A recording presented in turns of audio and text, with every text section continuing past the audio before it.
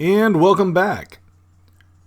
Here I'm working on the longerons for the side skins of the fuselage and just getting everything prepped.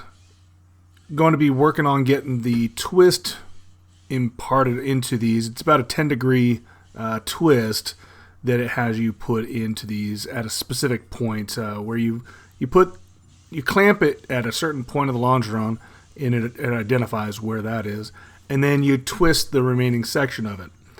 And you'll see that here in just a minute, but one of the things that it took me a bit to kind of really figure out is that I was too afraid of twisting these or bending these or in other words really deforming the rail here.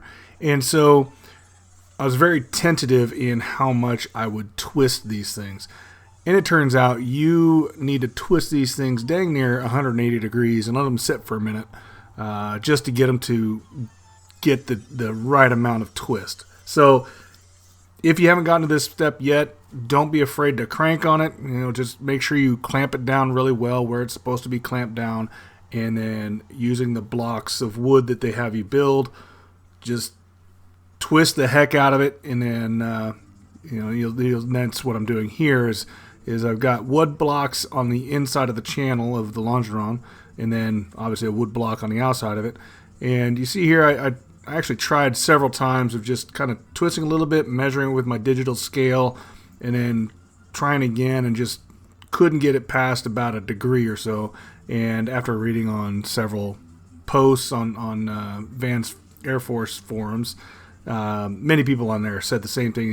You really got to crank on this thing. So I let it sit a while like this, but then I really cranked it and put some heavy weight on the end of that and just had it twist about 180 degrees. So just for those that are getting to that point, just so you know, it's something you got to do, and it shouldn't deform at all. Now my daughter and I here are getting the bottom skins all put together. This is where I left off in a previous video, and had to wait for her to be available, and so now we're getting the bottom skin tied together here at the wing box. She's been pretty helpful, and I'm fortunate. She's very interested in engineering type stuff, so whenever she gets a chance, she comes out, and it's really nice to have her helping me out. So now you see the skin on for the first time, and this is just test fitting so I can get the forward piano hinge put in place for the cowling. One of the things that I did mess up, and unfortunately I didn't get the video on this, is that lower longeron. It has you cut a portion of probably about a good 14 inches or so at an angle of both the top and bottom flanges. Unfortunately, I misread that, and I only cut away the top half, thinking maybe it's just an interference thing.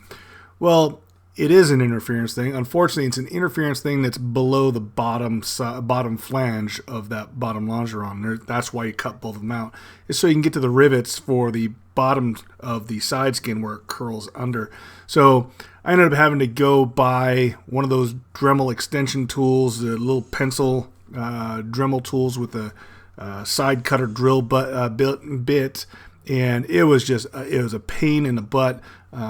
Took a lot of work to get it because it was already installed by the time I realized what I had done. And so make sure when you cut that you pay attention to the instructions, and you do cut both the top and the bottom flanges for that bottom longeron on both sides.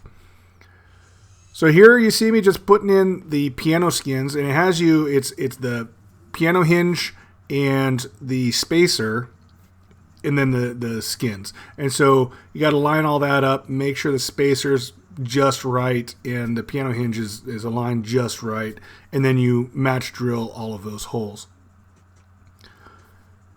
And then now you see me putting in, this is probably one of the last times I'll actually have to use the dimple tools, or at least this one, the C style. I've got both side skins done. I've got I think it's just going to be the top skins that I'm going to have to do, and that's probably about it. So I might almost be done with that thing finally. So now I'm getting a bunch of the items ready to be able to put into the side skin, the left side skin. Some of these items are stiffeners, others are part of the framework. Those two squarish pieces with the little loop cut out of it, those are the flap doublers. So just a bunch of prep work, getting all of these done and correct or ready for installation. And then here, just working on a doubler for the rollover bar. This is the base for it, and has you put it together here, but it's quite some time before I actually get to installation. And now I'm actually starting to get everything ready to install the side skin. So you have to take off that center column piece there, and then also the little aluminum block. And you're gonna after you've dimpled the skins, you're gonna back rivet all of that into place, and that way when you go to put the skins on, it's all done, ready, and lines everything up, and then kind of acts as your base point for getting the skins all sorted. And so when you go to put the skins on, it has you work from this center column out, both forward and aft. And so just putting this all together here. I'm getting pretty close to the point where I actually am now. I've got the fuselage essentially together. Both left and right side is complete. I think I only did video for the left side, so I won't be showing the right side. But here, getting I've got everything prepped. Got the primer on there, and I've been using the SEM self-etching primer, and it's kind of hit or miss. It's better than the other primers that I've been seen and have used in the past. It goes on better, and it seems to stay on better. But I've noticed recently that I think I've pointed this out before in some of the ribs for the fuselage, in that it seems like, I don't know if it's the cold or if it's maybe I'm not doing enough prep work before I go to paint, but it's flaking. It's coming off and flaking off after a while. So that's where I'll end up using that gray epoxy paint that I have and just do it all in one fell swoop to cover everything. So this is where I'm going to let this one end. Again, those who have been watching for a while, I appreciate it. If you have any comments or questions, by all means, leave them below. Those that are brand new to the channel, welcome. Again, also, if you have any comments or questions, by all means, leave them down below. I enjoy working and talking back and forth with those in the community, and especially those who are working on RV-14s. So, again, thanks for stopping by, and we'll see you next time around.